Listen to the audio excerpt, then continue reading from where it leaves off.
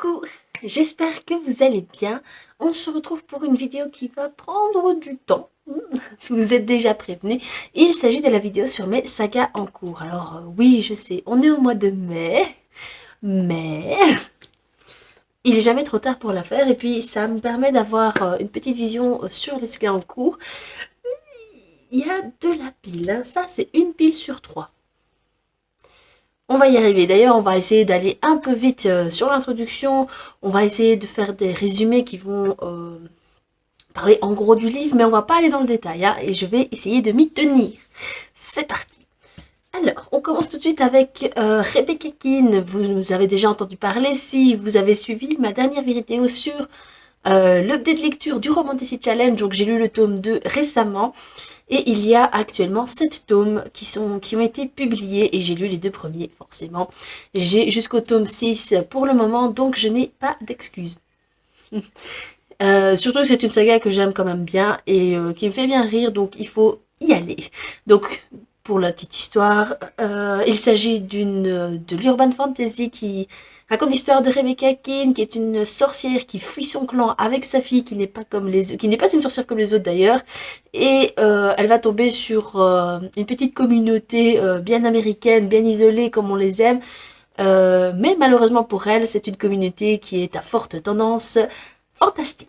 Donc elle va se retrouver mêlée à des tonnes d'histoires fantastiques, avec vampires, loups-garous et autres garous d'ailleurs, et autres créatures plus flippantes parfois les unes que les autres. Donc voilà, je vous laisse à l'appréciation.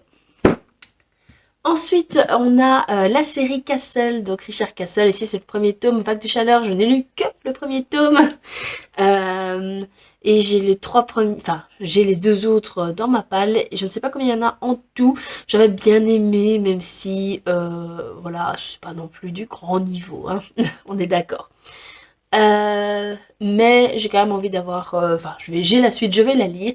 Donc, si vous connaissez pas, on suit l'histoire d'une policière et d'un journaliste qui la suit comme son ombre sur des enquêtes de meurtre. Et l'histoire, il s'agit de résoudre le meurtre et en même temps leur histoire qui évolue. Voilà. Ensuite, c'est une saga que j'ai depuis hyper longtemps. Hyper longtemps. J'ai lu les 3 premiers tomes de Une irrésistible envie de sucrer de Meg Cabot. Du coup, Meg Cabot, c'est une institution dans le jeunesse, adolescent, romance. Et elle avait écrit cette petite saga qui raconte l'histoire d'une ancienne chanteuse jeunesse pop, vous voyez un petit peu, qui finalement a tout perdu suite à son envie d'indépendance par rapport à la maison de disques, il me semble, et elle va finir par se retrouver dans une maison d'étudiants universitaires. Donc là, elle est beaucoup plus âgée, elle a, à mon avis, la trentaine, et voilà, il va se passer plusieurs choses dans cette maison d'étudiants. Elle va surtout croiser un détective, je crois que c'est ça. Et voilà, il va se passer des meurtres, etc., etc., autre affaire un peu glauque, et elle va se retrouver mêlée à toute cette histoire. Donc voilà. Et il y a actuellement, enfin, c'est une série terminée, je crois, en 5-6 tomes, je crois. Et je crois que j'ai lu les 2 ou 3 premiers tomes. Il faudrait que je m'y remette parce que c'était vraiment une chouette petite saga, mais bon, je commence à vieillir, autant le dire. Donc il faut que je me les enfile assez vite parce que sinon ça va pas aller. Il faut que je les achète d'abord. Alors, on a ensuite La danse hésitante des flocons de neige de Sarah Morgan. Et c'est de la saga Snow Crystal, donc qui est une station de ski. Et on va suivre typiquement l'histoire de, je pense que c'est des frères. Euh, je pense qu'il y a 3 tomes avec, genre, c'est les 2 frères et peut-être un troisième, je ne sais plus exactement. Mais bon, c'est des petites romances hivernales qui sont hyper chou à lire. Même si dans ce tome-ci, j'avais surkiffé, bien qu'à la fin, ça allait hyper vite en besogne, genre vraiment hyper vite. Mais ça n'enlève rien au fait que le décor est là, la station est là, Noël est là, donc c'était hyper chouette. Et puis la couve, les gars. Moi, je l'ai en version pailletée. Voilà. Ensuite, on a Les Amants de Feu de Linda Howard. Donc voilà, c'est ce que j'appelle moi mes petites romances de mamie. Et ici, c'est une saga, je ne sais plus en combien de tomes, un ou deux, enfin 2 ou 3 tomes. Et voilà, ça parlait d'un mec qui dirige des casinos, il me semble. Et cette madame va se retrouver un peu piégée dans le casino parce que elle connaît un peu les chiffres et tout ça, et on va se rendre compte que la magie va s'introduire dedans aussi. J'avais bien aimé le tome 1, même si je l'ai lu au bon moment, donc il faudrait voir un peu le tome 2 si ça match ou pas. Ensuite, on a Une nuit, la promesse, donc de Jodi Hélène Malpass. Pour tout vous dire, je sais même plus vous dire quoi, quel est vraiment le résumé, bien que j'ai lu les 2 tomes sur 3 et que j'ai le 3e dans ma palle. Tout ce que je sais, oui c'est ça, c'est qu'on suit l'histoire d'une jeune fille qui va se retrouver amoureuse d'un gars un peu mystérieux. Il va se passer vraiment beaucoup de choses entre eux, et beaucoup de mensonges, beaucoup de relations toxiques, je trouve, un peu malsaines, mais j'avais lu quand même les 2 premiers tomes, mais je trouvais que ça commençait un peu à tourner en rond, et c'est pour ça que j'ai mis beaucoup de temps avant d'acheter le tome 3, et je l'ai même pas encore lu. Donc on va voir. Donc Les Amants de Feu et ici le tome que j'ai, enfin le Nuit la promesse, c'est des tomes, voilà, je sais pas encore si ils vont être lus ou pas, j'attends un peu de voir l'envie, si un jour ça match ou pas, ou si franchement un jour j'en aurai plus rien à faire et on va juste les mettre dans une boîte à livres. Et ensuite, on a Journal d'une princesse, du coup, le tome 1 de Meg Cabot, hein, on en revient.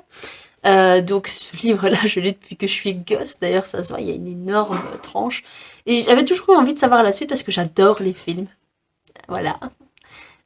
Flower Power ici, hein, et voilà, je veux savoir la suite, je pense qu'il n'y a même pas besoin de faire de résumé. On suit Mia, qui est une jeune San-Franciscaine, je crois que c'est comme ça qu'on dit, et qui va découvrir à ses 15 ans, il me semble, qu'elle est une princesse d'un petit pays qui s'appelle la Genovia. Et voilà, c'est un peu la douche froide parce que cette fille ne cherche qu'à rester invisible et ça ne va plus être le cas. Ensuite, on a Castelletto, donc le tome 1, Chiara, et je ne sais plus. Ah, c'est de Emma Mars, voilà. Et je ne sais plus combien il y a de tomes, au moins 3, qui est sur 3 nanas différentes. Mais ce que je peux vous dire, c'est qu'ici, on suit du coup Chiara, c'est dans le Venise de 1361. Et Chiara est une femme de joie, mais elle va essayer de se démarquer tant bien que mal et va y arriver. Donc ça va être un peu le parcours de cette femme très atypique et la peinture du Venise de 1361. Et c'était vraiment hyper intéressant, j'avais vraiment aimé, ça sortait aussi de mes sentiers battus. Mais c'était vraiment une agréable surprise et j'ai vraiment envie de savoir la suite qui est sur sa fille, il me semble. Donc, qu'à cela tienne. Ensuite, on a le tome 1 de Il était une fois de Emma Chase. Donc ici, c'est Nicolas. Ici, ça suit une famille royale d'un pays dont je n'ai plus le nom en tête. Et on va suivre un peu tous les... Enfin, Nicolas, le tome 2, c'est Henri qui est son frère. Et le tome 3, c'est Ellie, il me semble. Et c'est la sœur de la première protagoniste de ce tome-ci. J'avais vraiment pas mal aimé ça. Quand j'avais dit que ça faisait qu'un... C'est pas des craques, hein, les gars. Nom de jeu. Donc voilà, j'ai les 2 autres tomes dans ma palle. Il faudrait que je m'y mette parce que j'avais quand même pas mal aimé. C'était léger, humoristique et love attitude. Ensuite, on a du coup le tome 1 ici de Sword Art Online de Riki Kawahara. donc chez Ototo. Donc Sword Art Online, donc ça raconte l'histoire de Kirito. Mon Dieu, j'ai confondu avec Kiriko, mon Dieu, il est tard. Donc Kirito, qui est un japonais qui va suivre la mode en enfilant le casque VR qui le lie au jeu Sword Art Online, je crois d'ailleurs. Bah oui, le jeu en ligne Sword Art Online. Et le problème, c'est que le jour de la sortie du jeu, tous les joueurs qui sont en ligne vont être déconnectés de leur propre corps, on va dire, et se retrouver enfermés dans le jeu. Et si tu meurs dans le jeu, tu meurs dans la vie. Et bien évidemment, il va se passer, il y a un moyen pour que tout le monde revive, retrouve son corps, c'est de finir ce jeu. Voilà.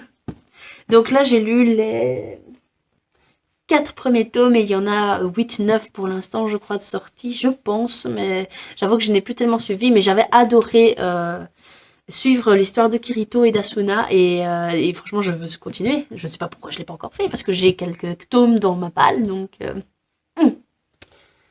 Ensuite, on a Yggdrasil de Myriam Kayono, donc le tome 1, La prophétie. Alors, même si je trouve personnellement que la couverture ne paye pas de mine, c'est un auto-édité SF qui est extraordinaire. J'avais eu un méga coup de cœur sur ce tome-là, qui regroupe vraiment, on suit vraiment de la SF pure, quoi. Vaisseau, plusieurs planètes, prophétie, c'est gigantesque. Donc la protagoniste principale, c'est Naila, voilà. Donc Naila qui vit sur une planète, mais comme tout un chacun sait, il y a une immense dictature très religieuse, très militaire qui est à l'œuvre dans la galaxie. Et sa planète ne fait pas exception. Du coup, elle va essayer de... Suite à des cauchemars, etc., elle va essayer de s'enrôler dans l'armée pour pouvoir donc d'aller dans l'ennemi pour essayer de mieux les saquer, on va dire. Et voilà, ça va être son histoire. Rien ne va se passer vraiment comme prévu et en même temps, si. Voilà. Donc moi j'ai lu que le premier tome et je pense que c'est une saga en 3 tomes. Et j'ai acheté le 2e tome il n'y a pas longtemps. Il faut vraiment que je m'y remette parce que sinon les détails vont commencer à me perdre, donc voilà, il faut y aller. Mais il y a trop de choses qu'il faut y aller. La faucheuse de Neil Shusterman. Ah, je ne sais pas s'il y a vraiment besoin de vous faire un résumé sur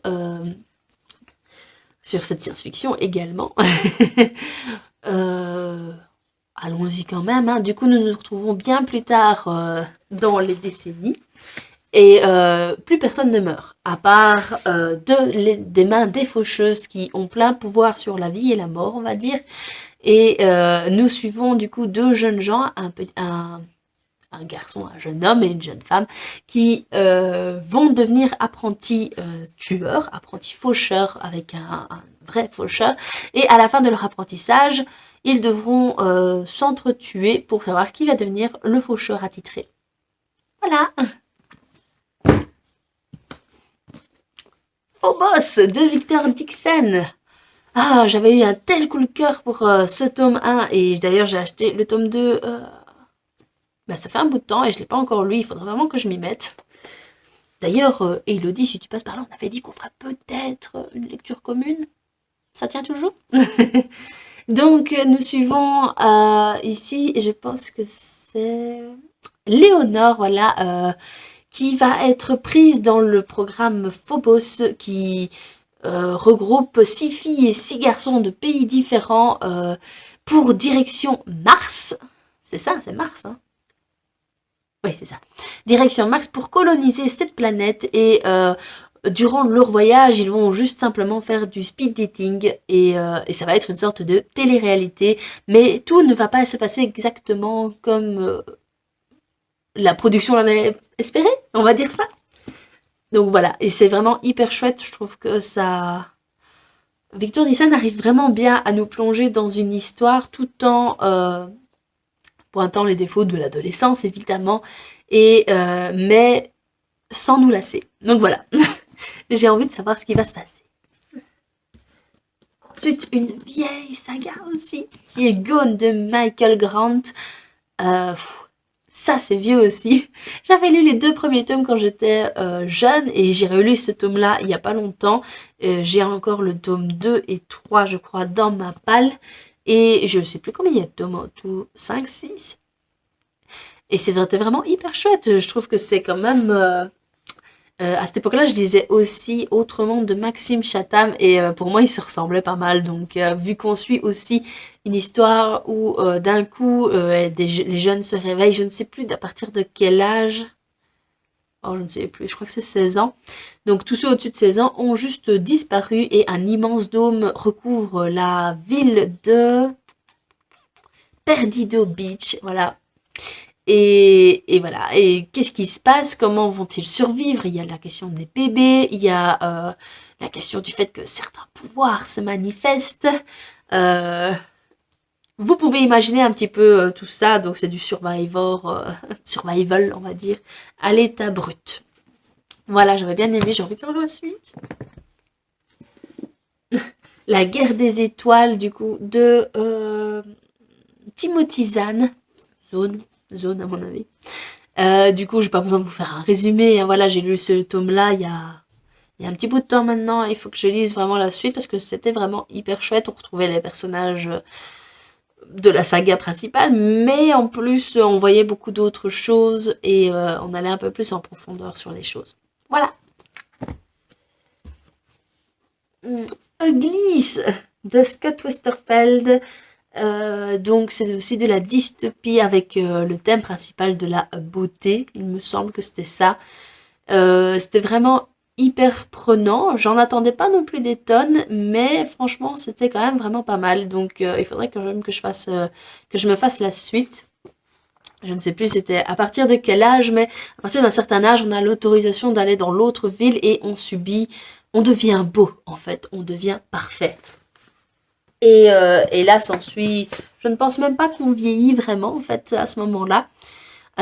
Et évidemment, le personnage principal va se retrouver dans l'autre camp, le camp qui refuse d'être parfait.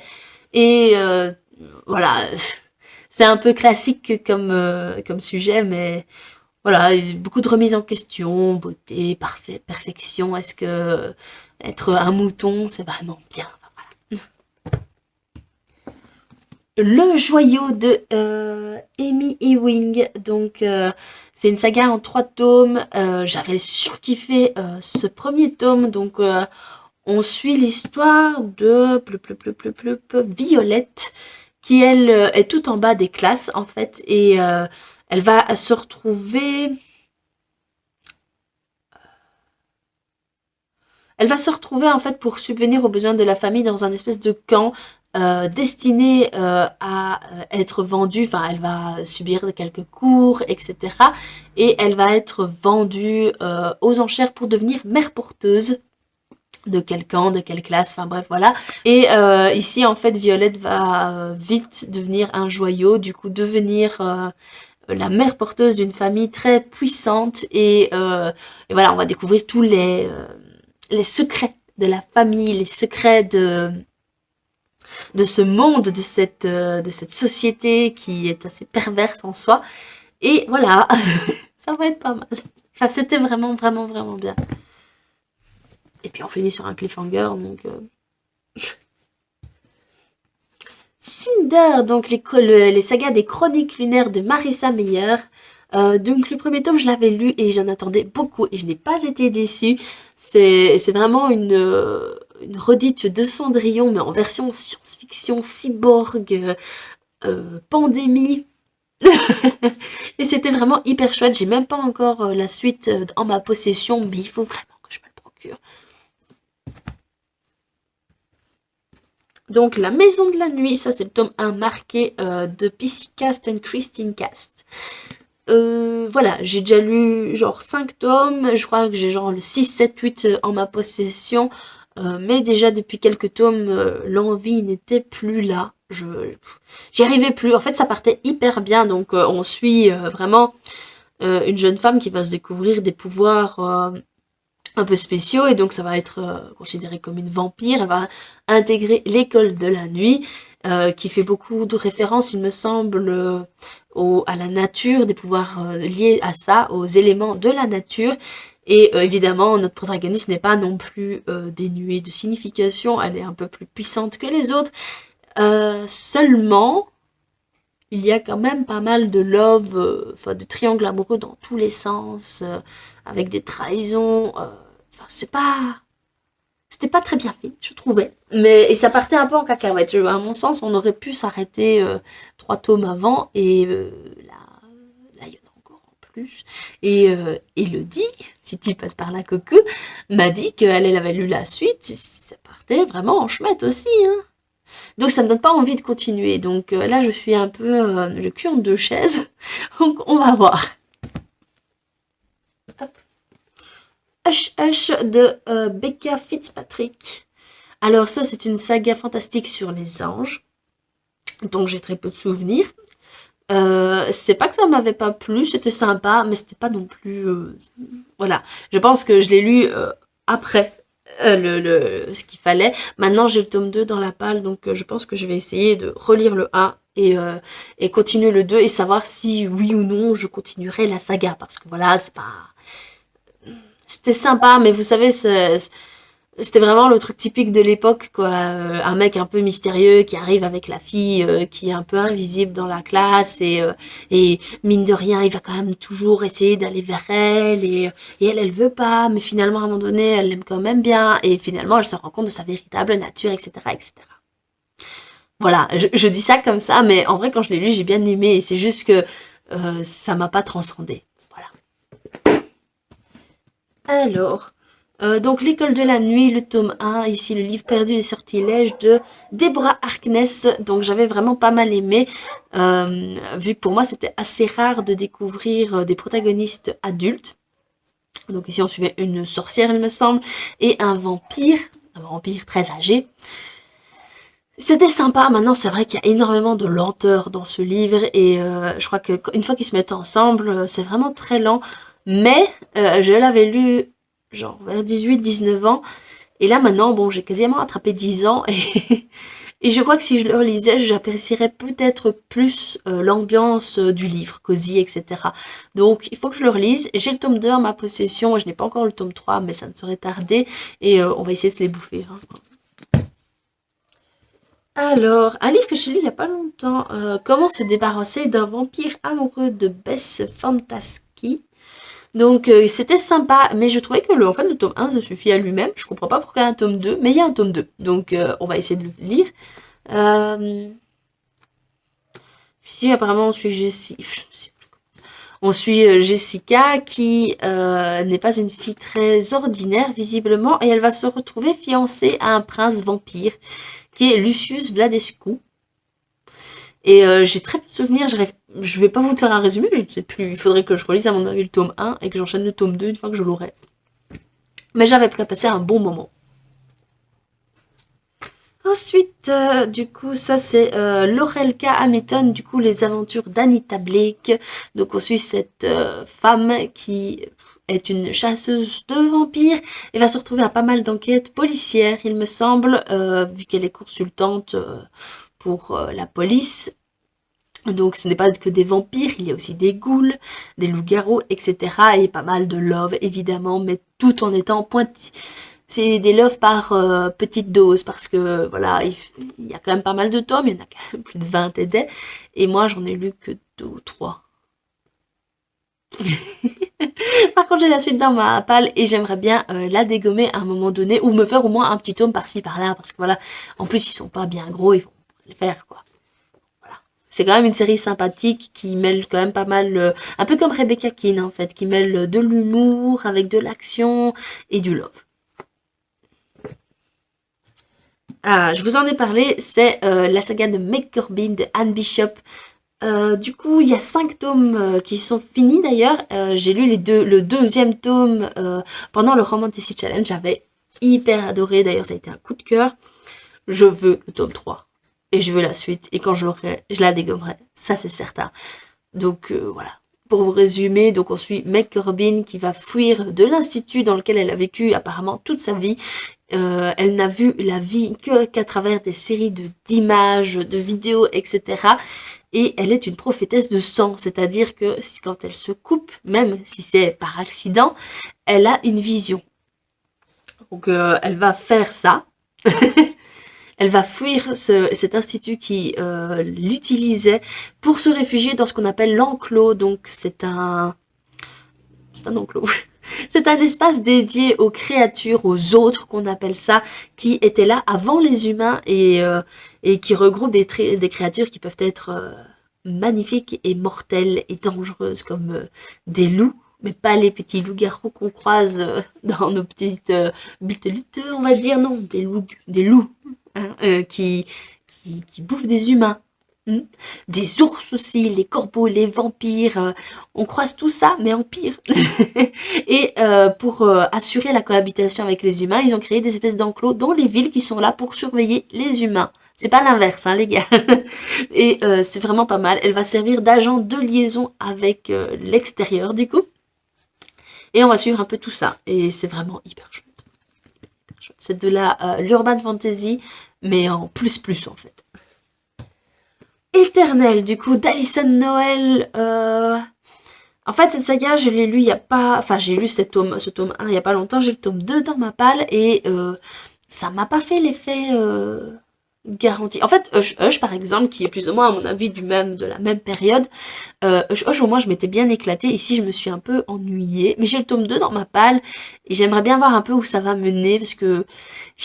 je voyais pas trop, en fait. Donc là, par contre, j'ai clairement, à mon avis, dépassé, pour moi, le niveau, ce niveau-là. Enfin, c'est pas que j'ai dépassé, je suis passée à autre chose, en fait, simplement. Et voilà, il ne me tente qu'à moitié, donc j'ai le tome 2. On va quand même voir si je le lis ou pas, parce que, franchement, il me tente pas des tonnes. Maintenant, si vous avez apprécié, n'hésitez pas à faire la pub, hein.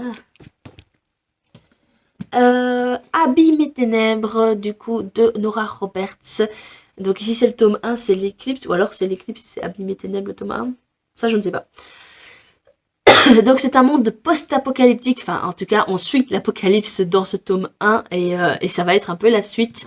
Donc on va voir des gens avec des différents pouvoirs, une espèce de pandémie qui va ravager les 3/4 de la population, et on va suivre un petit groupe de survivants qui vont développer ou non des pouvoirs, etc., etc. Et c'est l'after, quoi. Le post-apo. C'était vraiment hyper chouette d'ailleurs, pas mal de romances parce que voilà, c'est Nora Roberts aussi, mais c'était vraiment bien fait, j'ai vraiment adoré. Franchement, ouais, j'ai hâte de lire le tome 2, je crois que c'est en 3 tomes aussi, et je sais plus si le 3e tome est sorti, mais en tout cas, il faut que j'achète le tome 2. Les Anges morts aussi de Sophie Jomain. Donc là, moi, j'ai mis la toute vieille version. Et j'ai lu que le premier tome, que j'avais bien aimé. Pas mal d'humour, hein, chez Sophie Jomain, toujours. Felicity Hadcock, du coup. On suit, du coup, Felicity Hadcock qui va se retrouver mêlée à des anges, des démons, etc. Je sais pas trop vous en dire plus parce que ça fait hyper longtemps et je m'en souviens plus trop. Donc voilà, il faudrait que je le relise. La légende des 4 de Cassandra O'Donnell, donc toujours la même autrice qui a écrit Rebecca Keane. Donc ici c'est dans un monde un peu plus jeunesse, avec 4 clans. Loup, tigre, serpent et aigle, c'est ça, voilà. Donc oui, c'est du fantastique avec ces 4 clans-là, et les 4 héritiers de ce clan vont devoir s'allier pour un ennemi commun, voilà. Donc ça fait un bout de temps aussi que j'ai lu ce tome 1, mais j'avais quand même pas mal aimé. C'était du jeunesse, mais pas du jeunesse 10 ans, je trouve. C'était plus du 12 ans, à partir de 12 ans, je crois. Donc voilà. J'ai pas encore le tome 2, mais ça ne saurait tarder aussi. Alors, Shadowland de Kate Bryan. Je l'avais lu en lecture commune avec Elodie. Je crois que ça va être le sponsor officiel de ma vidéo. On suit l'histoire d'une jeune fille qui va se réveiller après une expérience traumatisante dans une ville où certaines choses sont assez étranges. Et depuis cet accident, c'est étrange. Tout est étrange. Mais je vais pas vous en dire beaucoup plus parce qu'il faut vraiment le lire pour savoir ça. Et j'avais envie de savoir la suite tout de même, mais pour ça, il faudrait que je relise ce tome-là parce que je me souviens plus trop. Voilà, ma vie. D'année... Oula. D'année de Lauren Kate. Franchement, la couve, elle m'avait toujours intéressée et ça y est, je l'avais lu. J'avais bien aimé, même si on était un peu dans le même style que Hush Hush, Éternel, etc. avec des anges, je sais plus, et des anges déchus, je crois. Et voilà. On suit un peu l'histoire de Luce. Ah voilà. On suit l'histoire de Luce qui va intégrer une école privée, une espèce d'institut, disons, pour mauvais élèves. Surtout parce que Luce a accompli enfin, a commis en fait quelque chose. Quelque chose qu'elle regrette amèrement et qu'elle ne se souvient pas trop, il me semble. Et voilà, elle va intégrer cette école qui est un peu spéciale, elle va s'en rendre compte, ils ont des trucs un peu chelous, mais voilà. Il y a un garçon un peu spécial, un autre encore qui va la regarder chelou aussi. Enfin, le truc un peu classico-classique, mais je me souviens que ça finissait pas vraiment en cliffhanger, mais plutôt ça promettait une belle suite, voilà. Donc j'ai quand même envie de savoir la suite. Je crois que je l'ai d'ailleurs la suite. Il n'y a plus qu'à. Ah, une suite que j'attends avec impatience, que j'ai trop envie de lire, c'est Vampire Academy de Richard Mead. J'en peux plus. J'ai lu ce tome 1, j'avais surkiffé, j'avais adoré. Et pourquoi je n'ai pas acheté la suite, je ne sais pas. J'en ai besoin pourtant. En fait, j'avais vu ce film. Il y a un film en fait de ce livre que j'avais adoré. Franchement, c'était plus. Et j'avais mis du coup ce livre dans ma wishlist. Je l'ai eu et je l'ai lu. Et c'était encore mieux que dans le film, forcément. Et souvent, j'y repense et j'ai envie de lire. Je pourrais me plonger directement dans le tome 2, par exemple. C'est pour dire à quel point ça avait été un coup de cœur. Cet autre monde de Lily Evans, du coup, ici, ce tome 1, c'est Souffrance, donc j'ai lu que ce tome-là. J'avais eu un petit problème avec la couverture qui faisait paraître une jeune fille très fine, et dans le livre, c'est une fille plus enveloppée, ce que j'ai aucun problème d'ailleurs, mais enfin, comment est-ce que vous voulez vous identifier quand il y a ça? Enfin, je ne sais pas, mais on voit clairement que ici, elle est finotte. Et voilà, j'avais eu un petit souci parce que du coup, dans ma tête, elle était déjà préfaite ainsi. Et pas du tout en fait. C'est une petite fille, c'est une femme qui adore les chocolats, qui est enveloppée en tout cas et qui le dit. C'est pas caché. Donc voilà. Mais sinon, à part ça, l'histoire, ça raconte l'histoire de cette jeune femme qui va, il me semble, devoir accompagner les gens dans la mort, les faire passer dans l'au-delà. Et voilà, c'est à peu près cette histoire-là. Et je me souviens plus du tout, il faut vraiment que je relise ce tome-là pour pouvoir me faire le tome 2 que j'ai déjà dans ma palle. Et il me semble que c'est en 3 tomes également. Pouh, allez, courage. Que la mort soit douce de Laetitia Danaé. Donc Laetitia Danaé, si vous suivez un petit peu mes vidéos, vous savez que c'est une autrice que j'aime beaucoup et que je suis assidûment. Et celui-ci ne fait pas exception. Quand je l'ai lu, j'ai adoré. On raconte l'histoire des Santa Muerte, mais particulièrement l'histoire de Catel qui va décéder. Qui va décéder malheureusement et va se retrouver Santa Muerte. Donc c'est elle qui vient lorsque la mort arrive. C'est elle la mort en fait. Il me semble que c'est à peu près ça. Et on va suivre un peu la communauté de ces Santa Muerte et aussi la communauté, je pense que c'est des anges. Je ne sais plus. Et les Santa Muerte, il me semble, sont en danger. Voilà comment Catel va se retrouver un peu mêlée à tout ça. C'est cette histoire-là, c'est une saga en 2 tomes. Le deuxième tome est sorti et je l'ai et je dois le lire. Mais pour ça, il faudrait que je relise à mon avis le tome 1. Parce que je me souviens que l'histoire du tome 1 finit et à mon avis le tome 2 continue juste après. Enfin vous voyez, il n'y a pas d'ellipse temporelle à mon avis et pour ça il faut que je sois calibrée à mon avis. Donc d'autant plus que c'est une duologie, ça pourrait vite se lire. aucune excuse encore une fois. Ah, un reliquat encore. Les ailes d'émeraude d'Alexandre Delis. Donc j'ai lu les 2 premiers tomes, il me manque le 3e. Pourquoi ne l'ai-je pas toujours pas lu? Je ne sais pas, je veux. En plus je l'ai dans la toute première version de Nouvelle Plume. Non, j'ai pas d'excuses. Pas du tout d'excuses. Bon voilà, on suit l'histoire de Cassiopée qui est une orpheline qui va quitter l'orphelinat et va essayer de vivre sa life en fait. Sauf que un jeune homme va la suivre et finalement elle va se rendre compte qu'elle n'est, enfin elle le sait déjà, qu'elle n'est pas très humaine, mais elle va rencontrer un peu la communauté à laquelle elle appartient et patati et patata. Hein. En fait j'ai tellement attendu pour lire le tome 3 que je me souviens très vaguement des événements, des péripéties. Donc il faudrait que je me refasse un rush encore une fois. C'est à peu près l'histoire de ma vie, comme vous l'avez constaté. Mince. Lady Hélène d'Alison Goodman qui a été un coup de cœur pour moi. Franchement, cette histoire qui se passe dans l'époque victorienne, je pense que c'est plus ou moins ça que ça s'appelle. Donc vers les 1800. Si c'est pas victorien, je suis vraiment désolée. Et on suit Lady Hélène, je vous le mets dans le plein, dans le mille, qui est une reclus dans le sens que ses parents ont été, enfin en tout cas sa maman a été mise comme traîtresse à la couronne, il me semble. Et Lady Hélène a été élevée par, avec son frère, par sa tante ou quelqu'un de la famille. Et elle arrive à l'époque où elle va devoir entrer dans la société, du coup faire révérence à la reine et les bals. Enfin, vous voyez quoi. Trouver un mari, etc. Et vivre comme ce qu'une femme devrait vivre à cet âge-là, à cette époque-là. Sauf que Lady Hélène, elle n'avait pas, enfin, elle aimait ses parents, elle ne comprend pas pourquoi elle est devenue une traîtresse. Pourquoi?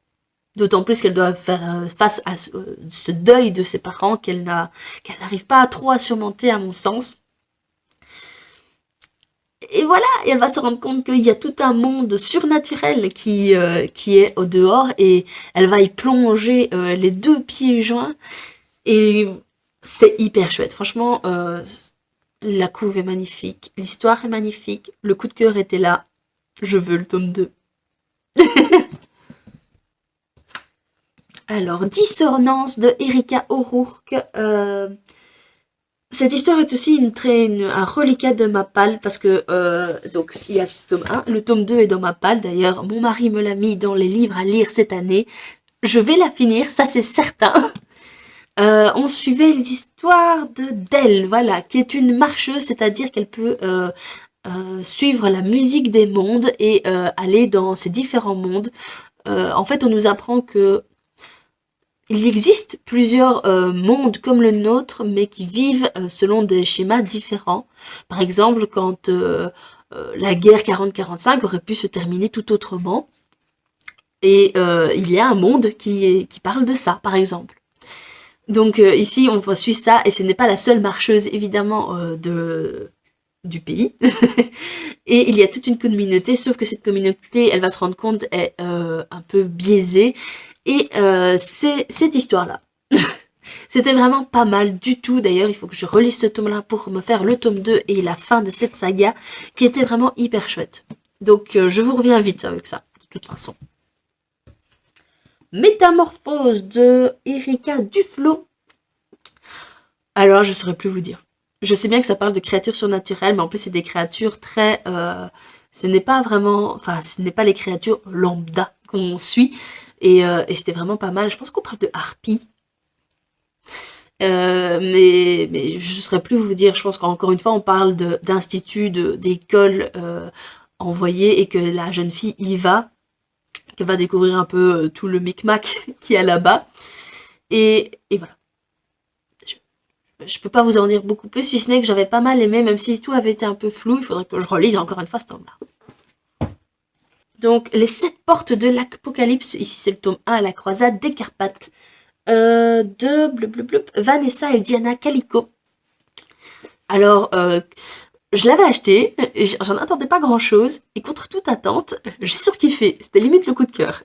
Mais j'ai un peu peur d'aller sur la suite, parce qu'en fait, si vous voyez, je ne sais plus combien il y a de tomes, je pense que c'est 3 tomes, et chaque tome est basé sur une époque différente, parce que cette madame doit aller dans des époques différentes pour découvrir l'origine de la pandémie, c'est ça en fait, de l'apocalypse en tout cas, qui arrive de nos jours. Et elle va se retrouver en fait dans 3 époques différentes, et ici elle se retrouve en plein dans la fiancée de Vlad Dracul, donc qui est considéré comme Dracula de nos jours. Et bah voilà, il était considéré comme un personnage sanguinaire, cruel, etc. Et elle se retrouve sa fiancée, donc what the fuck. Et c'est un peu leur histoire.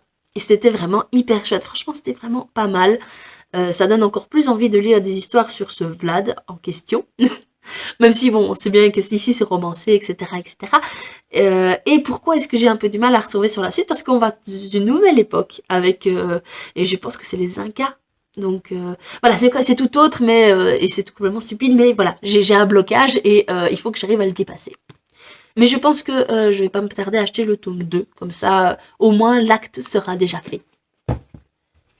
Alors, Succubus Blues de Richelle Mead. Donc Richelle Mead, c'est la même autrice que Vampire Academy. Ça, c'est aussi un reliquat que j'ai lu quand j'étais plus jeune. Donc on suit Georgina, pardon, qui est une succube et elle adore en fait lire et avoir une vie tranquille. Elle rêve d'avoir une vie tranquille. Malheureusement, c'est une succube et elle doit aspirer les âmes pour le compte de Lucifer, de Satan. Et ben, voilà, elle a une conscience, donc elle n'inspire les âmes que de vilains monsieur.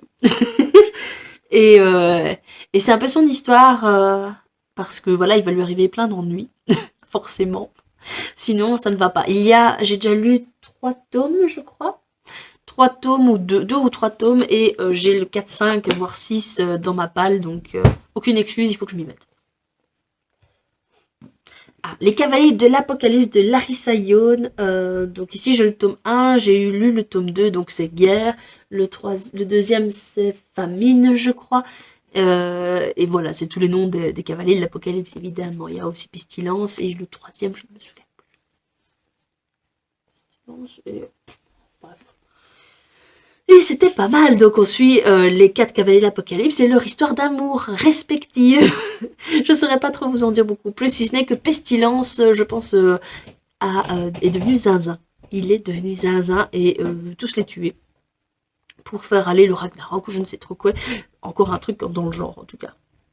Donc voilà, il y a quand même un fil rouge parmi les 4 tomes, et voilà. Donc, une étude en soi, donc c'est l'affaire Baskerville de Emma Jane Holloway. On admire l'objet livre, hein, c'est vraiment pas mal. Donc ici on se retrouve aussi, je crois, en 1800 et on se retrouve avec Evelina Cooper, qui est la nièce de Sherlock Holmes, qui a certains pouvoirs magiques d'ailleurs, et va se retrouver aussi dans son entrée à la société, même si tout ça est chamboulé à cause d'une affaire sombre qui émerge. Donc elle va se retrouver mêlée à tout ça, et magie, enquête, une enquête vraiment à la Sherlock Holmes évidemment, avec de la magie, de l'action, mais saupoudrée de époque victorienne, bal, etc. Donc voilà. C'était vraiment pas mal. Le tome 2 est sorti récemment et je l'ai acheté, donc il faut que je m'y mette. Les Chroniques de la Fleur d'Opale, donc le tome 1 de Yelena, enfin, tome 1, partie 1. Donc je l'ai lu récemment, ça, bah, pour le coup, mais j'ai pas encore acheté la suite. Donc ça, je vous renvoie à la vidéo que j'ai faite d'une update lecture, je pense que c'est la première que j'ai faite. Allez-y, parce que c'était vraiment un monde de fantasy que Yelena a vraiment mis en place de manière vraiment bien faite. Bref, c'était un monde fantasy très complexe et j'ai quand même envie de savoir la suite pour que ça bouge vraiment beaucoup. Voilà. Alors, la lectrice de Tresici, désolée pour l'écorchage. Donc ça c'est le tome 1, il y en a 3 tomes et j'ai le tome 2 dans ma palle, il faut que je le lise parce que c'était vraiment hyper chouette. Donc ici aussi c'est un monde de fantasy où on suit une jeune fille qui va se retrouver avec un livre et elle va apprendre à lire. Et c'est un livre un peu spécial. Donc voilà, il faut que... Je ne saurais pas vous en dire beaucoup plus. Donc elle va se faire poursuivre justement par des gens qui veulent ce livre. D'ailleurs, je crois qu'ils ont tué ses parents pour ça. Son papa, tout du moins. Et elle va faire la rencontre d'un jeune homme qui va s'avérer fort utile aussi. Et voilà, franchement, je m'en souviens plus trop. Si ce n'est que c'était vraiment hyper chouette, hyper prenant et plein de... d'histoires. Un monde fantasy où on suit beaucoup de gens.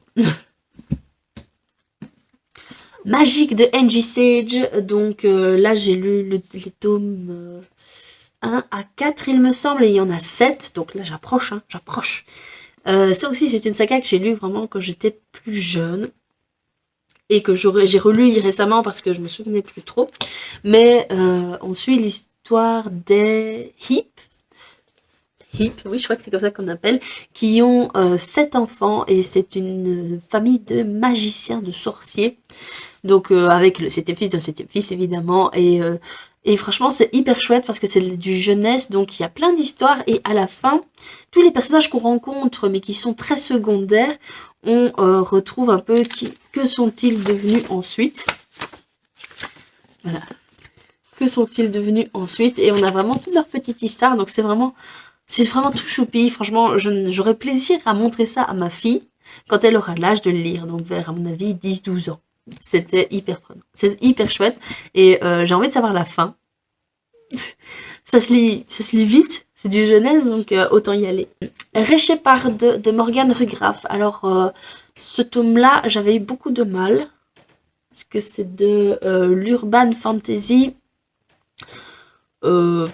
sombre, on va dire, c'est ça. Ça reprend un peu la même idée que... allez, comment ça s'appelle, à la croisée des mondes, avec une projection de son âme qui se transforme en animal. Mais enfin, c'est repris différemment, évidemment. Mais j'avais pas tellement aimé parce qu'en fait, le personnage principal, Réchépard, est un espèce de anti-héros, mais vraiment anti-héros, vraiment, on a envie de lui casser sa tête, quoi. Et jusqu'au bout, il est vraiment ennuyant.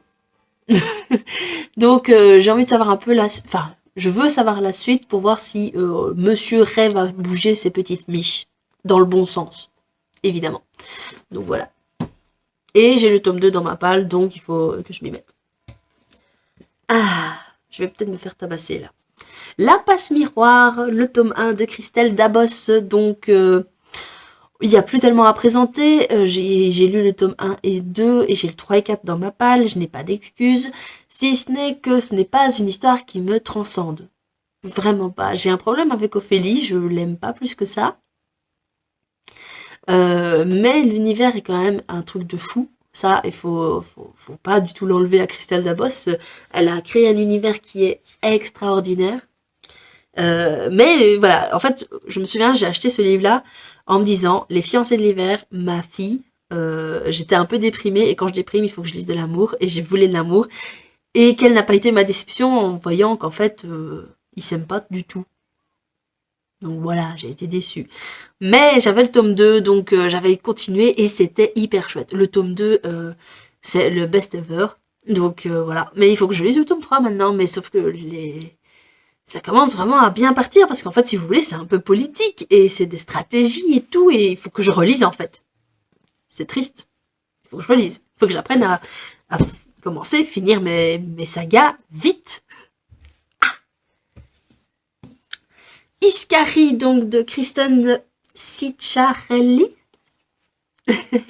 Donc Iscari, ça avait été un énorme coup de cœur. Donc on est dans la fantasy, et on suit Iscari, qui est une tueuse de dragons.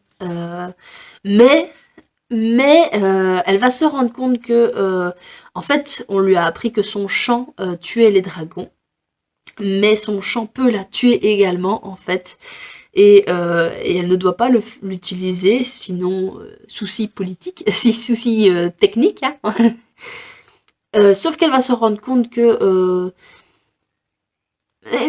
voilà, c'est la fille d'un roi, et voilà, il va se passer certaines choses qui vont remettre tout en question. Donc voilà. la princesse va remettre tout en question. Ça a été un énorme coup de cœur, j'ai le tome 2 dans ma palle, il faut absolument que je l'ai. Je sais que le tome 2 peut se lire à part, mais que c'est quand même mieux d'avoir lu le tome 1 avec, parce que voilà, c'est pas les mêmes personnages, mais c'est quand même la suite de l'histoire. Donc, autant lire la suite. Ah ouais. Le dernier royaume de Morgan Rhodes. Énorme coup de cœur également. On suit l'histoire de 3 royaumes et il y en a un qui va aller envahir tout. Et on va suivre un peu plusieurs personnages, donc ceux qui envahissent, ceux qui se font envahir, la princesse, etc. De la fantasy young adulte vraiment hyper chouette, avec un cliffhanger à la fin. Enfin, moi je suis désolée, j'ai été saquée à la fin, je voyais l'histoire déjà et on m'a saquée. Je veux la suite, j'ai le tome 2, je veux la lire. Les bannis et les proscrits, du coup, le tome 1 de James Clemens. Ça fait hyper longtemps que j'ai lu ça. C'était hyper chouette, franchement, c'est de la fantasy pure, avec ensuite l'histoire de Elena, du coup, qui a un pouvoir au bout de ses doigts qui crie le feu.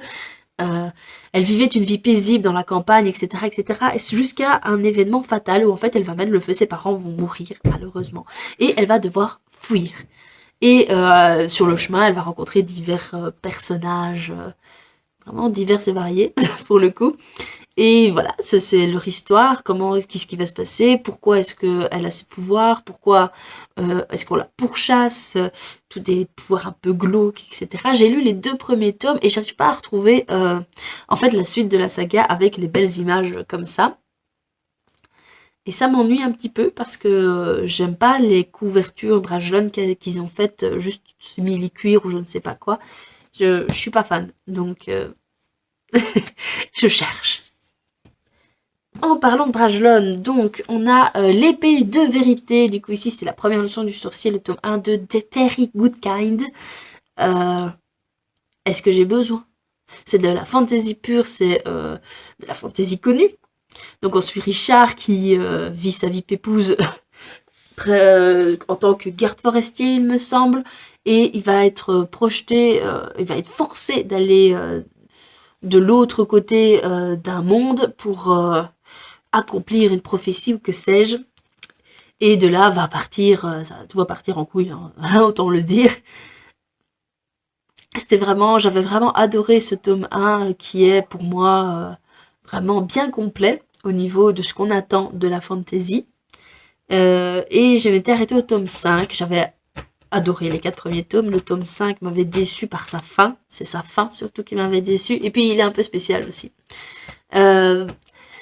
Mais là, je me suis prête à repartir sur le tome 6, sauf que je ne les trouve toujours pas dans je ne les trouve plus dans cette édition-là, donc il faut que je cherche. Alors, on ne présente plus la roue du temps, j'arrête pas de vous en parler, donc je vais pas faire de résumé, mais voilà, c'est ma saga en cours, le tome 1, le tome 2 va se lire dans les mois à venir, et le tome 3 aussi, vu que je ne sais plus, bah c'est mon mari toujours qui me l'a choisi pour lire aussi cette année, donc les 3 premiers tomes vont se lire, et c'est une saga en plus de 10 tomes, donc il faut que je m'y mette. Hein. Et the last but not least, en anglais, Throne of Glass de Sarah J. Maas, donc oui, moi je l'ai lu en anglais, j'avais surkiffé. Il faut que je les finisse, il faut que je continue, j'ai pas acheté la suite, mais il faut que je l'achète parce que ça avait été un coup de cœur et on m'a déjà dit que si en plus t'aimes le 1, les tomes suivants, ils sont encore beaucoup plus chouettes et moi je veux du beaucoup plus chouette. Donc on suit Kelana qui est en train de pourrir dans une prison des mines et parce que c'est une assassineuse, je crois que c'est comme ça qu'on dit en français. C'est une assassineuse, enfin je pense c'est comme ça qu'on dit en français, que la traduction dit en tout cas, et c'est une des plus connues et reconnues du royaume, et sauf qu'elle a été prise, arrêtée et envoyée en prison. Sauf qu'ici on va aller la repêcher, le prince va aller la repêcher pour qu'elle devienne son champion et participe à un tournoi que le roi organise pour devenir son assassineur attitré, et elle va participer Mais pendant ce tournoi-là, outre le fait d'avoir des concurrents assez badass, d'autres choses un peu magiques comme ça vont se passer et bah, elle va y être mêlée jusqu'au cou. Voilà. C'est fini.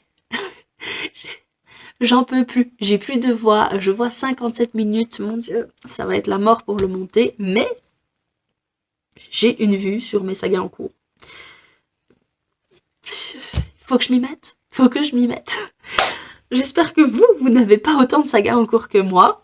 Que si vous avez regardé la vidéo jusqu'au bout, dites-moi si vous en avez autant que moi, si vous en avez certaines qui sont similaires aux miennes.